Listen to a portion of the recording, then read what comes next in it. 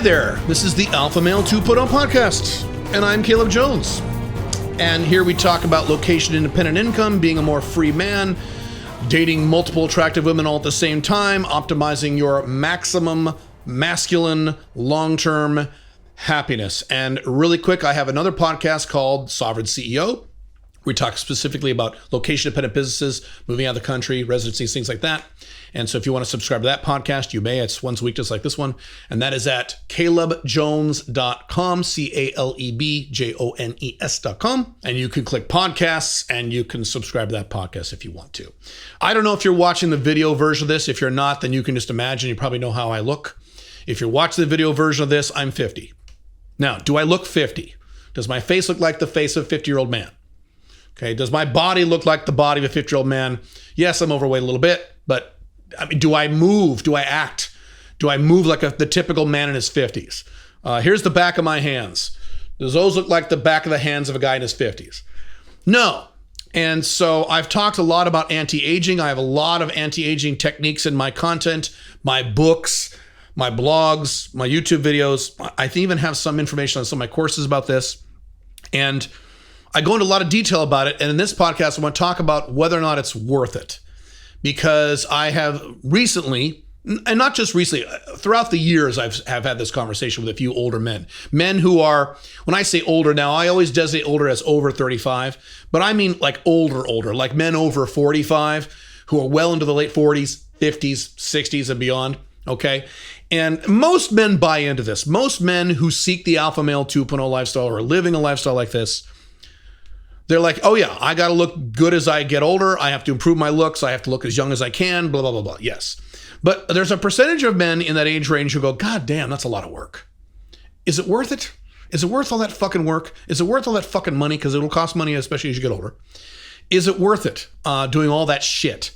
And so let me address both sides of this. So does aging well require time and work and effort and willpower and money? All yes. Yes, it does. I wasn't born like this. The answer is yes. So I'll give you several examples of several of the things that I do on a regular basis to not look old. Okay. And I will do these things for the rest of my life because I live the Alpha Male 2.0 lifestyle, and there's distinct reasons why you want to look as young as you can for as long as you can as you get older. I will distress those a little bit. But to give you some examples of things that I do to stay looking as young as I can. Number one, top of the list, I don't drink. I don't consume alcohol. Now, right there off the bat, for you to say, holy shit, I can't drink, that right there is a lot of trouble and quote unquote work for you. If you like drinking, most people do, and I say, hey, you got to cut way back on the alcohol because that dries your skin out, makes you look like shit. That right there is work, correct? Right. That right there is a sacrifice to you because you probably like to drink. And I'm lucky in that I've never drank. I don't like to drink. I don't understand the concept of putting some artificial chemical in my body to make me feel a certain way when I can make myself feel a certain way by doing things that have no side effects, like having sex with a super hot 22-year-old. No side effects to that if you're wearing a condom. So why not do that instead of get drunk? But I realize that is very overly logical and rational, and INTJ, I get all that. I understand. But there you go. Right off the bat, I don't drink. And if I were to tell you to cut back on your drinking or stop drinking, that would be a big sacrifice for a lot of you. I understand. I also don't smoke anything. I've never smoked anything in my life. I've never smoked cigarettes. I've never smoked weed. I took a puff of weed once about 15 years ago and okay, thank you. And that's it. That's the extent of my smoking experience. So that alone right there will help me age better by not having that smoke in your body. And don't give me this bullshit about how, well, weed is not as bad as cigarettes. It's still smoke in your lungs that will age you prematurely. And there's data behind this. It's still smoking. You're still smoking something. Okay. I don't do drugs at all, ever, including caffeine, because caffeine's a drug. I don't drink coffee. I've never done any drugs in my entire life. We're talking prescription drugs, cocaine, you name it, heroin. I have hung around all kinds of people who have done all kinds of drugs. I'm an Alpha Male 2.0, which means I'm outcome independent. I don't care what you do. I'm also politically a libertarian. I think all drugs should be legal anyway. So I don't give a shit if other people do it, including people close to me. I don't care, but I don't do them myself. That right there will help you not age. Now, most of you aren't doing drugs, but a lot of you are.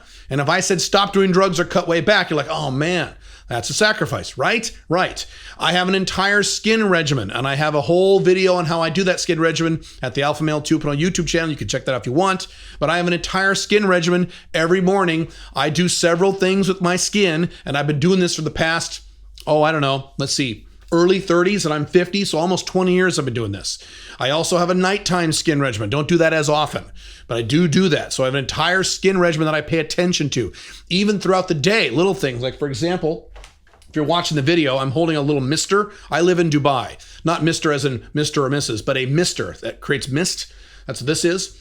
And I live in Dubai. The air is very dry here. So what I do, for example, at various points throughout the day is I fill this with water that's filtered to the max. I press it. You see that mist? I just do this. Okay, not very manly, not very masculine, but it mists my skin. And the big thing about aging is you lack moisture in your skin, both in the inside and the outside. So if you keep that moisture on there, that's why you moisturize. So you drink a lot of water to keep the skin moist on the inside, and you have moisturizer and things like this to keep it moist on the outside. And so I'll do that throughout the day. And that's effort. Okay, that's something I have to remember to do, right? Kind of a pain in the butt. What else? I have spent several $1,000s straightening my teeth. As you get older, your teeth are going to start moving around. The problem I had is as I got older and older, now I had braces in high school, and so that fixed my teeth. And the orthodontist said, okay, Caleb, be sure to wear this retainer to bed every night or else your teeth are going to get fucked up by the time you're 40. And I said, okay. And I was a dumb teenager and I threw it in the trash, never did it. So, of course, by the time I was 40, I had a big gap in my tooth, like a David Letterman gap, my two front teeth, big gap. It was getting wider and wider and wider. So I had to spend several $1,000s and wear these trays for about 6 months to close that gap and to fix my teeth. That was a pain in the ass. It cost me $4,000. I don't like spending money, but I did it because I want to look as good as I can for as long as I can as I get older. What else have I done? Well, let's see. In my late 30s, I started thinning. The top of my head started thinning a little bit. It started getting a little worse and worse. So late 30s, early 40s, I addressed my hair. If you're watching the video, much of this hair is fake hair. I've talked about this before. I have a whole video at my YouTube channel, the Alpha 2.0 YouTube channel, about how I've addressed my hair. But I have addressed my hair. That cost me several $1,000s. It also cost me an ongoing price of a few $100 a month. I have to do these appointments on a semi-regular basis. When I travel, there's procedures I have to do to keep my hair looking good that normal people with a full head of hair don't have to do. So I had to fuck around with that. At least 50 to 60% of you will have thinning hair. Either you have it now or you will encounter it soon in your late 30s or 40s, and you'll have to address your hair. You don't want to walk around the big bald spot or thinning hair at the top of your head. You either need to shave your head if that's an option for you, and it wasn't an option for me because I have a round white face. Stocky guys with round white faces do not look good when they shave their heads, so that wasn't an option for me. Maybe you have a more chiseled face. Maybe you'll look better. Certainly if you're a black guy or have darker skin, you'll look great when you shave your head. So that's an option great. Otherwise, you're going to have to address that. So I address that with time and effort and money. So another thing I do. Next thing, I'm on testosterone replacement therapy. I spend hundreds and hundreds of dollars a month. And several times a week, I inject myself with needles, which means I need to order the vials. I need to load the needles. I need to inject the needles. I need to pay attention when I'm getting low and order new ones. I'm an international guy, so sometimes I have to have them shipped across the world. It's a pain in the ass sometimes. This stuff is a pain in the ass. This stuff costs money. But I do it for anti-aging purposes. I also do things like metformin. That's another thing I have to pay attention to. I also take natural thyroid supplements in the morning. I'm about to start human growth hormone. I also do human growth hormone peptides. All these injections and pills and shit like that, again, to maintain my youthful look as long as I can. That's effort, and that costs money. Absolutely true. Every once in a while, very rarely these days, I get Botox. I don't get very much, but if you watch the video, I get them on the sides of my eyes, a little bit on the forehead. That's it. I don't get very much because I don't want to look like a Ken doll. I want some wrinkles. I think men who are over 40 look better if they have some wrinkles. Not a lot of wrinkles, but some. I think if you're in your 40s, 50s, 60s, you look like a goddamn Ken doll, it looks strange to me. It looks gay. Women are different. Women can look great without wrinkles for a long time. But I think men are different. I want some, but I don't want too many. And so that does improve my skin a little bit. It improves my youthful appearance. It improves all that stuff. So I have that. What else? I drink a lot of water all day long. I keep myself hydrated as hell, which means I'm taking a piss all day long. It's a pain in the ass, but I do it. What else do? I exercise. I exercise 4, 5, 6 times a week, depending on what I'm doing. Right now I'm doing a fitness program where I'm doing heavy weights, whole body 4 times a week. It's a really complicated thing I'm doing right now, but I do that. Okay, you need to exercise because it'll help you age better as you get older. And there's probably 27 other things I'm not thinking of, but yes, clearly I'm spending a decent amount of time, a decent amount of effort, a decent amount of hassle, and a decent amount of money. Let's be honest, decent amount of money, looking as young as I can for as long as I can. So here's the question. God damn, Caleb, is that worth it? Is it really worth it to look young in your 50s, young in your 40s, look younger in your 60s? Is it really worth the effort? I mean, fuck, come on. Really? Now, I'll give you an example that just popped into my head. A few weeks back, Pink Firefly and I went to go see Top Gun Maverick, okay, with Tom Cruise. And she's not a big Tom Cruise fan. She's not into Tom Cruise at all. She's not. She has a very particular type of man that she likes in terms of physical attractiveness, but it's never been Tom Cruise because Tom Cruise is too little and short for her. She likes big, big, big men. And we walk out of the movie theater, okay? And Tom Cruise is 60, right? Now, in that movie, I think it was 58 because it was done 2 years ago, I believe. She walks out of that movie and she turns to me and she goes, Tom Cruise still looks good. Damn. And that's exactly how she said it. And she doesn't say things like that about celebrity men. She just does it. So clearly, Tom Cruise's anti-aging procedures are working very, very well. If someone like Pink Firefly, who is not attracted to Tom Cruise, is still thinking, damn, he's hot, in his late 50s, okay, and Pink Firefly is 20 years younger almost than Tom Cruise is, there you go. I will give you some events from my life that I remember clearly that reminded me how it is worth doing this. So, first of all, top of the list, I teach Alpha Male 2.0. We are non-monogamous, okay? That means that even if you are married like I am, there will always be women on the side you're having sex with. That also means those women are not going to stick around forever. That's not how women work. Women leave, which means you got to go get new ones. Now, if you build up a roster like I have, you can just rely on your roster and bring new ones in occasionally. If you don't have that, or if you like new women all the time, you will have to regularly bring new women into your life for the rest of your life. This is very different than beta males who either do or think they can just settle down with a girlfriend or wife and never have to worry about this ever again.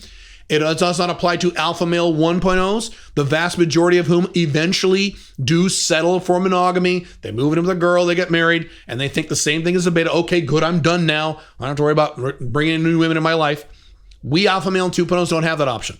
You will be having to attract new women into your life, new women, at least occasionally, for the rest of your life. Your 30s, your 40s, your 50s, your 60s, your 70s, 80s, I don't know. But I will be doing this well into my 70s. Trust me. So that's just the deal. And if you look like shit when you're 48 or 52 or 45 or God forbid even 37 or 38, some guys these days looking like shit in their late 30s. My God. But even 60s or 70s, you look like shit. That's going to be very, very difficult. Even if you're doing sugar daddy game at that point, which you probably will be because you'll have more money. So even if you're doing sugar daddy game, as I talk about in my sugar daddy content, women who are sugar babies on sugar daddy websites are not hookers. They are very, very selective and very, very choosy about the men they fuck, unlike hookers who have to fuck you. Sight unseen, they will come to your apartment and fuck you even if they've never seen you because it's their job. This is not how sugar babies work. When you're doing sugar daddy game, they will have to look at you and they will make an assessment as to whether or not they want to have sex with you. And if they think you're fat or you're ugly or you're creepy or you're too old, they will say no and they will be on to the next guy who looks better than you. This is how it works. So I will give you several examples from my life over the last few years, okay? These are actual events that actually happened to me. At least one of them I've talked about before because it really makes me happy. And this goes back to, is it worth it? Is it worth it? So a few years back, I was on a first date, not sugar daddy, okay? This was a woman who I believe was 22, 23 years old, early 20s, and my ideal template of a woman. Short, small, blonde hair, kicking body, curvy, hot. My perfect type of woman, all right? And she was at a Starbucks. We met at a Starbucks. Per my Black Dragon dating model, I came in a few minutes after her, always be 2 or 3 minutes late to a first date. So she was there first. I walked in. It was the middle of the day. Okay, it was like lunchtime or something. And let's see. I'm trying to get this right. Oh, right. She was seated at a table, not at one of the couches or anything. She was sitting at one of those little round tables with the high chairs, okay? Table for two. And when I walked in, she was turned and she was looking out the window. She was looking at something out the window, okay? So she didn't see me walk in. So I literally walked in, sat down, and said, hi. And she turned and looked at me like all shocked. She didn't know I was there. First of all, this is the first time I've seen her in person other than using online dating photos. So I saw her photos, obviously. But it's the first time I saw her in person, and she's hot. Hot. Okay, we all are types, right? You can kind of tell from Pink Firefly what my type is. I like Barbie blondes. So she was a very cute, short little Barbie blonde, which is exactly the way I like her. So she turns to look at me. She's hot. And the first thing out of her mouth, and she was actually surprised. You could see her look. She was shocked. She looks at me because she knew how old I was. I was in her late 40s at the time. She knew how old I was. And she looked at me and she said, wow, you're really good looking. And I could tell it was genuine because it was just a knee-jerk thing that she just fell out of her mouth. Matter of fact, I think she regretted saying it when she said it. And there you go. I grew up, I was not a popular kid in school. I wasn't a loser. I wasn't a nerd. Okay, but I wasn't the kind of guy where women were telling me I was good looking. That was not my upbringing. I don't know how you were brought up, but that was certainly not mine. I had to work at this. Okay, I had to work at my confidence, outcome independence, game skills, physical appearance. I had to work on this stuff. And so it was so nice. Even if I had never seen her again, but we did, I'll tell you what happened. Even if I had never seen her again, it felt so good to see a woman who was my physical ideal, a young, hot chick in her early 20s who can get any guy she wants, realistically, telling a man who is more than double her age, right? Or double her age? I forget. Anyway, a man who was way older than her, who she was expecting to look old, she legitimately thought I was good looking. Okay, I don't know if you think I'm good looking or not. That's not relevant. She did. And the reason I know she did is because within an hour we were having sex. One of those rare times, not rare, but somewhat rare, where we have sex the first date. So we actually were talking. We both got excited. We went back to my place and had sex. We were having sex literally within an hour and 15 minutes. And she became a very happy, relatively long-term FP for many years. So there's one example. I'll give you another one. A year later, was this after? Yeah, a little after this. This was sugar daddy thing now.